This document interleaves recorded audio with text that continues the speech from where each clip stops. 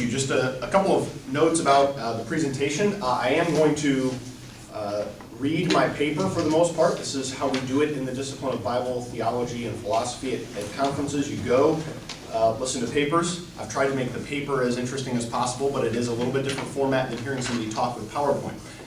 So I would encourage you to do even what your professors do when they go to conferences, which is try to listen, hang on. Don't assume that you are going to catch the full context of everything, but do your best to listen and follow along there. I realized that I should have put my alternative title to this paper in the brochure. Maybe it would have drawn a few more people. The alternative title was Organic in the Bedroom. Organic in the Bedroom. And so that may give you an idea of where we're going here. There are handouts here, you should have one. But just to introduce this, I'd like to ask the question, what's significant about the Protestant acceptance of artificial contraception? And I think there are two things. One is that this is a shift from the historic Christian tradition. That up until about 1930, it was the consensus of the Western Church in general, Roman Catholic and Protestant, that the use of artificial contraception was morally illicit. So that's significant that there has been a change. It's also significant that most Protestants don't realize that there has been a change. And so this change has happened largely not through theological and moral reasoning about the topic, but simply because of larger cultural shifts that many Christians have accepted without thinking through the underlying motive. And so you have a quote in your handout from Alan Verhey, a theologian and ethicist, and he says that views of begetting, along with views of nature and human nature, always come with metaphysical baggage, are always accompanied by myth. And by myth there, he means something like, we might use a word at Kuiper like worldview, your basic foundational beliefs about reality. And so the question is, if there has been this shift in our actions without reflection or careful theological reflection, have we fully considered the metaphysical baggage that comes along with the modern practices of artificial contraception? So to address this issue, I want to look at Wendell Berry and the papal encyclical Humanae Vitae. Who is Wendell Berry? Very briefly, Berry is a Kentucky farmer and essayist who writes specifically on the topic, especially of farming and of food, but also reflects on a whole host of different topics about our life and culture in America today. Humanae Vitae is a papal encyclical from 1968, authored by Pope Paul VI, that talks about artificial contraception and presents the Roman Catholic teaching against the use of artificial contraception. And so I want to bring these two together in this context, because I think Berry and Humanae Vitae are helpful precisely because they illuminate what is often covert and simply taken for granted in contemporary thought and behavior. As such, they help Christians of all traditions reevaluate whether our behavior and beliefs regarding contraception are rooted in the modern mythos or in Scripture and in sound moral theology. And so, I also think it's helpful to say that Berry and Humanae Vitae mutually illuminate one another. The specific practice of contraception addressed by Humanae Vitae makes sense only within the context of the larger mythos of modernity, which Berry has consistently criticized over the span of several decades. And so I think Berry's work helps Protestant Christians see that, far from being an isolated question of bioethics, the Catholic teaching on contraception is a fundamental question and challenge put to the modern mythos. So in your handout, I raised the question, all-important question, who cares? Who cares about this? Well, I can think of a few people. Christians who want to make sure that our beliefs and actions are coherent. We should care about this. Christians who want to think about how non-Christian worldviews may covertly be shaping their actions should think about this. And I think especially Christians who want to offer an articulate, clear, comprehensive, coherent vision of human sexuality, both to other Christians and non-Christians alike. Our world, including our Christian culture, I think is filled with confusion about both the practice and teaching of human sexuality. And so I think it's crucial to look at this particular issue. I should also note, I don't mention this on the handout, but I think people who care might be folks who really like what Wendell Berry has to say on a variety of social issues or on farming or on food or sustainability. This is in some sense meant to be an apologetic to say, hey, if you like Wendell Berry on this topic, right, kind of like when you go into the Christian bookstore, it's like, if you like this band, if you like Led Zeppelin, maybe you should try, right? And then nothing's actually going to be as good as Led Zeppelin. But to say, listen, if Wendell Berry resonates with you, and if Pope Francis and what Pope Francis says about creation care resonates with you, you need to realize that at least in the Catholic Church, the teaching on creation care and the teaching on contraception are part of a systematic whole. And so, modern people like to kind of pick and choose and not necessarily be coherent. But that's something to consider here. So, first I want to discuss Wendell Berry and the modern mythos. And here I'll pick up and read from the paper. Berry's wide-ranging thought consistently targets a central tenet of the modern mythos, individualism. In his essay, Rugged Individualism, Berry compares the individualism of the political right and left. On the political right, Berry notes the tendency to place a premium on the right of the individual, including the individual called the corporation, to do what they want with their property. This kind of individualism often ignores the common good, so that individuals and corporations not only abuse their property, but abuse things that belong to no one: the atmosphere, the water cycle, ecosystems, and the possibility of life. Individualism is no less rampant, however, on the political left, where it takes the form of exercising absolute property rights over one's body. This leads to the ethic of sexual liberation, so that, quote, the owners of body may by right use them as they please, as if there were no God, no legitimate government, no community, no neighbors, and no posterity. So Berry points out that when conservatives treat the environment as something that can be owned in an absolute way, their left-leaning critics are outraged. Liberal individualists, however, see the privately owned body the same way. The owner has absolute rights to do what they please. Thus, conservative and liberal individualists become mirror images of one another. Conservatives tend to treat the earth the way liberals tend to treat the body. In the end, these two forms of abuse co-inhere rather than contradict. The result of this individualism is a perverted notion of freedom and the loss of real community. According to Berry, this rugged individualism sets us free from responsibility and thus the possibility of meaning. Liberalism and individualism focus on being free from, so much so they can never tell us what we are free for. We often underscore our rights and not our responsibilities. The antidote for rugged individualism is Berry's maxim that health is membership. This statement has several levels. The first is that the community, not the individual, is the smallest unit of health, so that to talk about the health of an isolated individual is impossible. As Berry points out, the body alone is not, properly speaking, a body. Divided from its sources of air, food, drink, clothing, shelter, and companionship, a body is, properly speaking, a cadaver. Health is membership because we are permeable and participatory beings from the beginning. Now, this notion of membership stands against a second aspect of the modern mythos, the desire to master nature. Berry exposes two radically different mindsets, what he terms the rational mind and the sympathetic mind. He criticizes the former in favor of the latter. The rational mind is objective, approaching all things through the lens of efficiency. It views human problems as primarily material problems, to which it must find material solutions. Alan Verhey again summarizes here.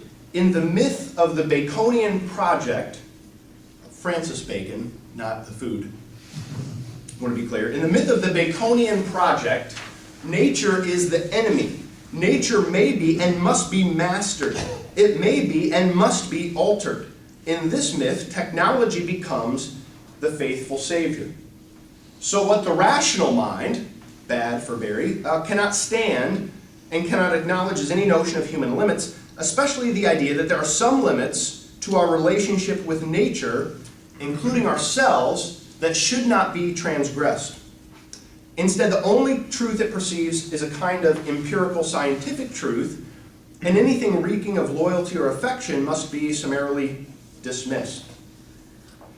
Now, the antidote for Berry to the rational mind is the sympathetic mind, a mind that embraces the limits, ignorance, and thereby truth of our human nature.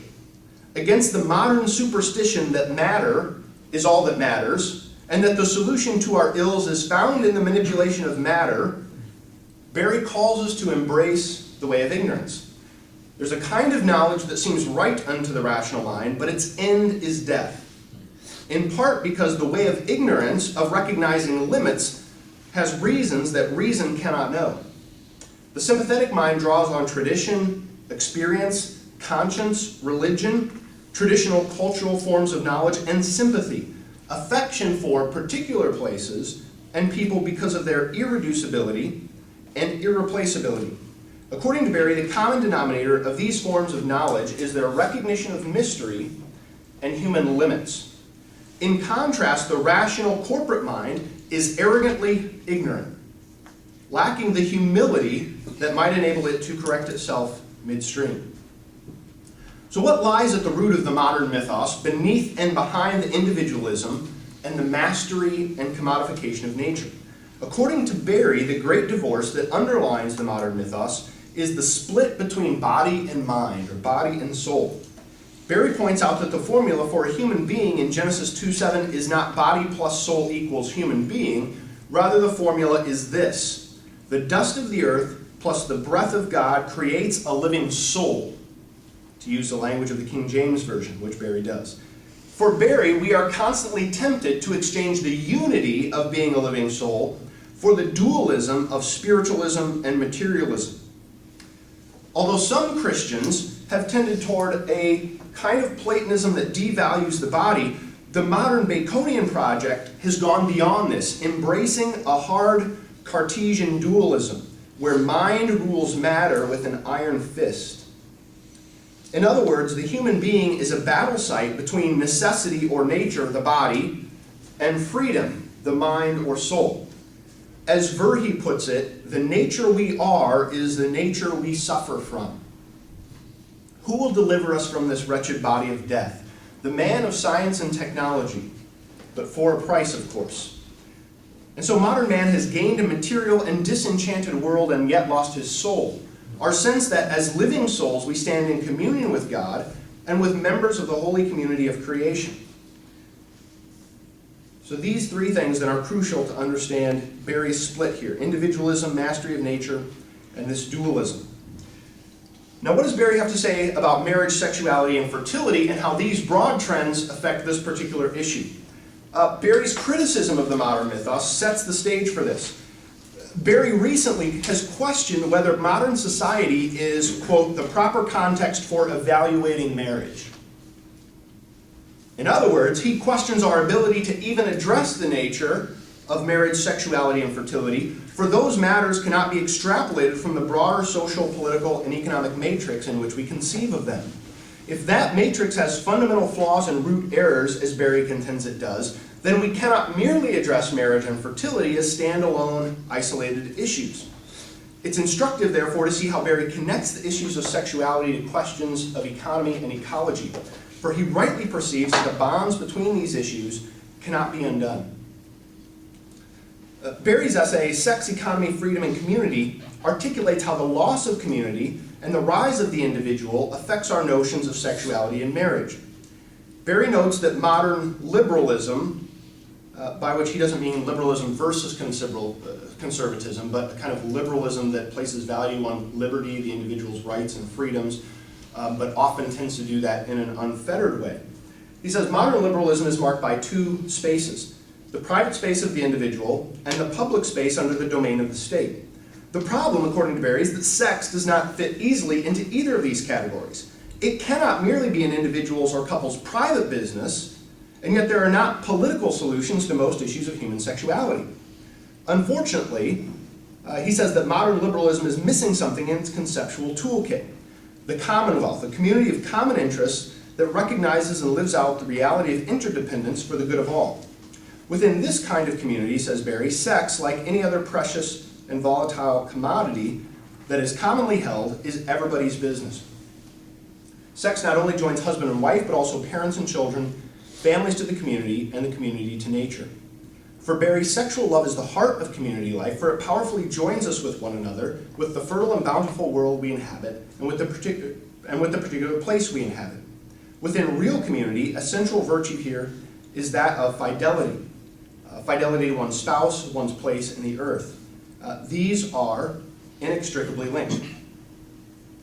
So Berry's anthropological holism, this idea of the fact that we're a body-soul unity, is seen in his analysis of the modern tendency to focus not on the eyes, but on the specifically sexual anatomy. This modern tendency is contrasted with the gaze between Portia and Bassanio in The Merchant of Venice. Berry says that the lover's gaze is central because the face and the eyes are both physical and spiritual. In the meeting of the eyes, there is a recognition that love is more than sex and more than the joining of the bodies. It's the joining of two living souls knit together as one, just as body and soul are knit together to form one person. Just as the body is not reducible to a merely physical entity, so neither can sexual union be reduced to a merely physical act. Berry's holistic view of the human person can also be seen in his comments on artists' attempt to represent sex. Here, Berry argues for a kind of iconography or sacramentality of sexuality, that what is seen and portrayed in art, intertwined bodies, is a gesture to the invisible reality of intertwined living souls. A kind of straightforward physical depiction that fully captures what's happening in sexual union is impossible. Therefore, artists who are true to their subject matter would utilize a kind of sacred innuendo, gesturing toward what is unseen and fundamentally unseeable through what is seen. Berry concludes that the failure of modernity, including the failure of modern sexual ethics, is a lack of imagination, the ability to see one another with the respect and worth of who we are as living souls. So this unseeable reality of sexual union stands at the heart of what Berry calls an economy of gift. Sexual union is a giving of oneself, a gift beyond any contract or law, a total of giving of oneself to another. It's not simply a market exchange, or we cannot reduce another person to a commodity, but it's a fundamental gift and receiving of ourself. What then of the ends of sexual union, including the potential end of fertility and procreation? In his essay, The Body and the Earth, this is a fantastic insight. Berry notes that there's an uncanny resemblance between our behavior toward each other and our behavior toward the earth, between our relation to our own sexuality and our relation to the reproductivity of the earth, for instance. The resemblance is plain and strong and apparently inescapable.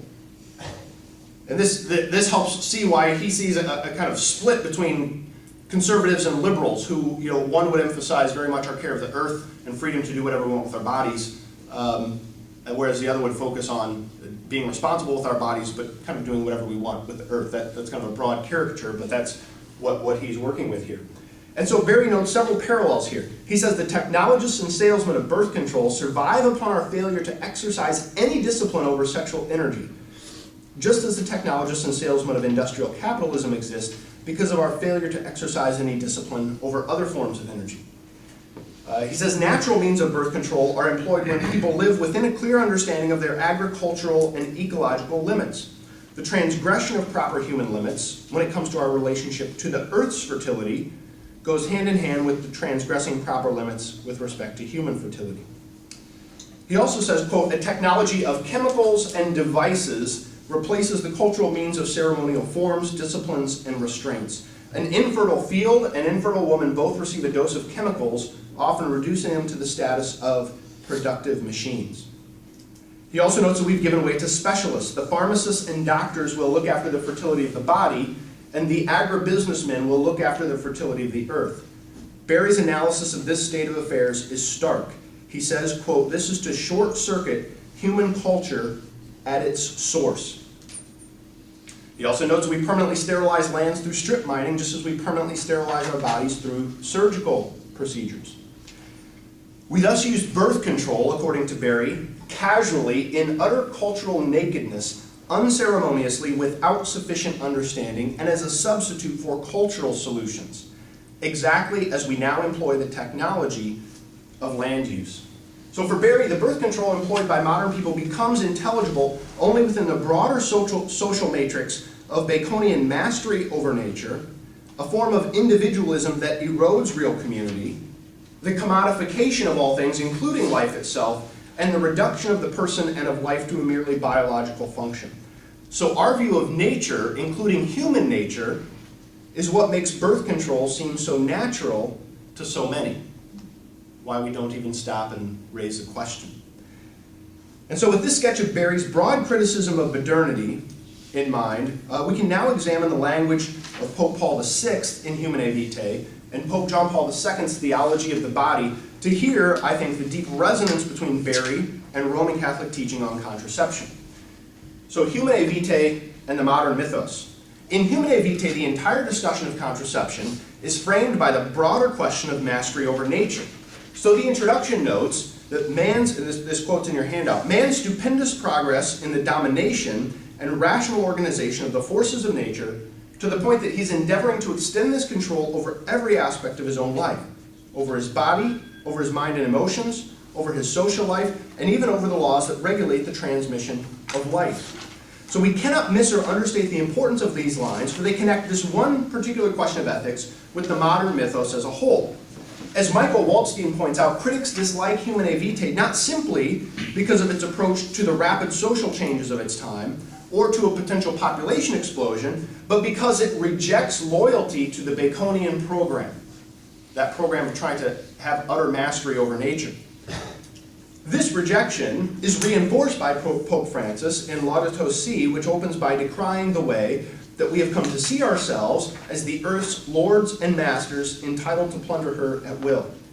So Barry, Pope Paul VI, and Pope Francis would all have us see that our posture toward the body and the earth are linked. Importantly, though, Humanae Vitae does not espouse a back-to-nature romanticism, but the recognition of the proper limits of human creatures, against those who see contraception as a savior from the forces of irrational nature. Humanae Vitae reads the situation differently. Humans can and must use technology, but do so within the limits of the order of reality established by God.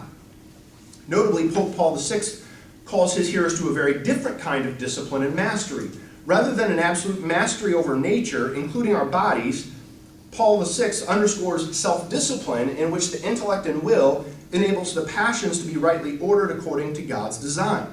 The proper use of our intellect thus recognizes that our power over our own bodies is not absolute, because many of our limits are due to our creaturely finitude rather than our moral fallenness. To observe those limits shows reverence for the whole human person.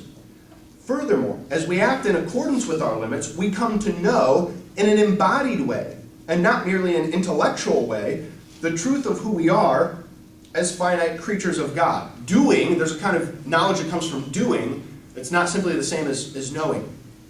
This is why I make my History Philosophy 1 students actually take a Sabbath. There are some things you can only know when you do them. No matter how much you say you know them, it's only in the doing that you know them. That is, our understanding and praise of God is enhanced by a social imaginary that includes the practice of being organic in the bedroom, of recognizing our call to respond to God with an affirmation of God's deity and our creatureliness. True liberty, according to the encyclical, comes only from standing within the limits of the moral law, limits that are there to enable true human flourishing rather than suppress it. Now, notably, technology also takes a central role in the majority report of the Papal Commission on Birth Control, which actually argued in favor of allowing contraception in some circumstances. This is folks within the Catholic Church who are responding and writing against Paul VI.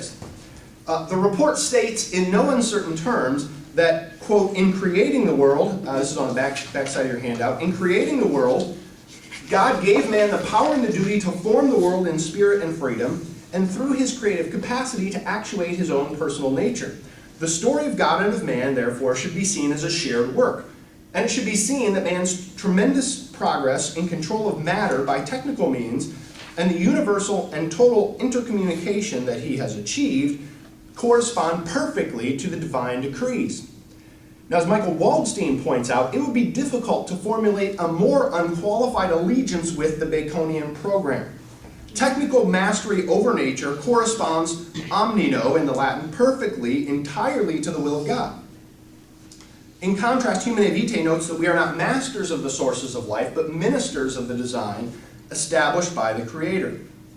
So this is the next quote on your handout. Just as man does not have unlimited dominion over his body in general, so also, and with more particular reason, he has no such dominion over his specifically sexual faculties. So this refusal of technological determinism and absolute dominion over creation is anathema to modern science. It should not be surprising that, like the contrarian Barry, the Roman Catholic Church is perceived as a sign of contradiction to the spirit of the age. For technological determinism is the air, often polluted air, that we breathe.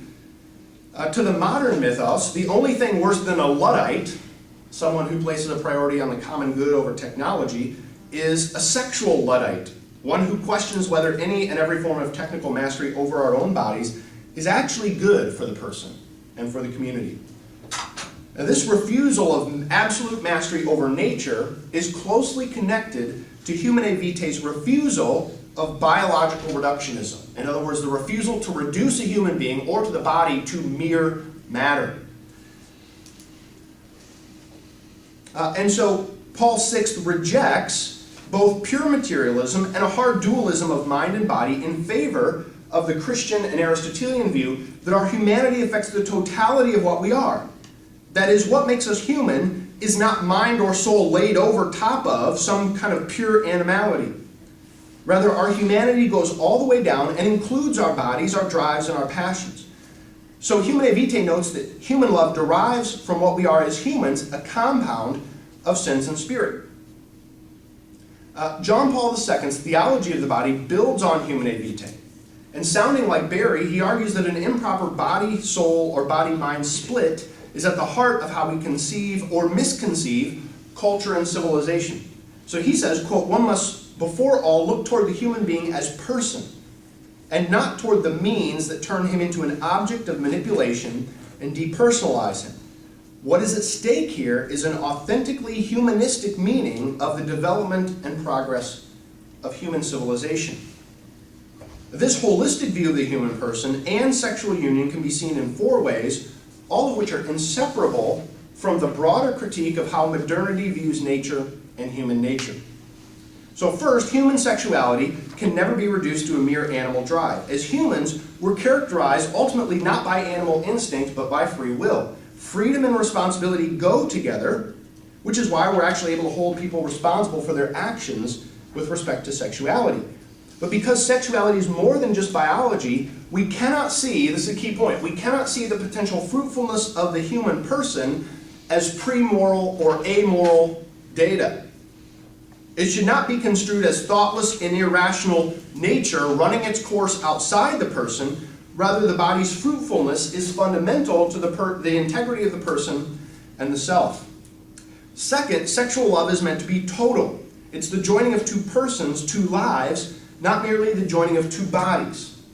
Marriage and sexual union are the giving of oneself, not just one's body, as inert matter that the mind can deploy, manipulate, or even detach from at will. This complete gift of self is what John Paul II calls the spousal meaning of the body. Quote, the power to express love, precisely that love in which the human person becomes a gift, and through this gift fulfills the very meaning of his being and existence. This reciprocal giving and receiving of the self cannot be detached from the bodies that we are. You don't just have a body, you are a body. Furthermore, the gift of oneself is not a purely subjective mental or emotional giving, but is rooted in the totality of the human person, including the fruitfulness of the human body. To give myself is to give all of my body, including its potential fruitfulness. To hold back part of my body from my spouse is not a complete self-giving. This line of thinking reveals that it's a kind of Gnosticized modernity, not the Catholic Church, that forges an unnatural split between the body by speaking of the self as a completely interior and dematerialized self. Third, the holistic view of the person is seen in the Catholic awareness of the natural rhythms of the human body. The Catholic opposition to contraception is not a romantic and unthinking ignorance about the nature of the body. Rather, it reads the rhythm of fruitfulness and infertility as a sign of God's intentions for the integral link between the unitive and procreative ends of sexual union. That it's unitive, it unites two persons, it's also procreative. You can't, for the Catholic Church, you cannot separate those two. We're free to apply our reason and will to knowing and understanding the biological rhythms of the body. We're not free, however, to interpret those rhythms as raw data of irrational nature. On the use of the phrasing natural rhythms, however, John Paul II has a word of caution. The term natural in natural family planning is not meant to invoke a merely mechanistic application of biological laws.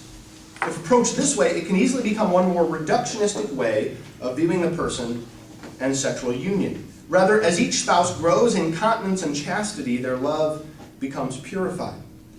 Now this connects, we're almost done, this connects to a fourth aspect of a holistic view of the human person, the value of self-denial and self-discipline. In contrast to a Baconian view, Catholic sexual ethics do not see irrational, quote, irrational nature as the root problem. Instead, the root problem is sin. As Pope Paul VI notes, self-discipline, far from being a hindrance to their love of one another, transforms it by giving it a more truly human character. Self-control, continence, and chastity are virtues that affect far more than just what happens in the marriage bed. The goal of self-discipline is to be able to freely give oneself entirely to one's spouse.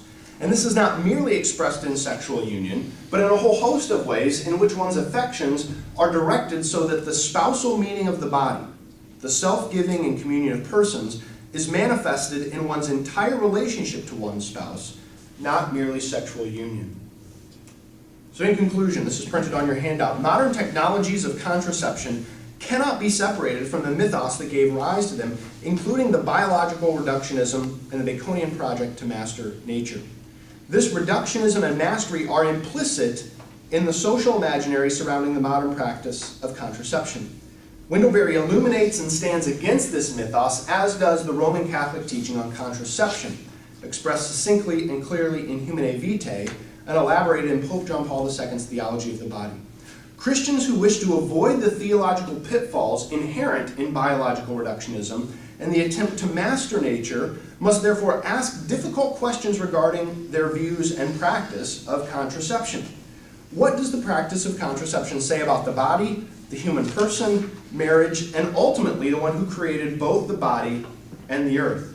Both Berry and Humanae Vitae alert us to the need to pay attention not only to what we confess with our mouths, but to our embodied answer to life's deepest questions, including the question of whether the one flesh union of husband and wife will be open and hospitable to the hypostaticization of their love in the one flesh of the child.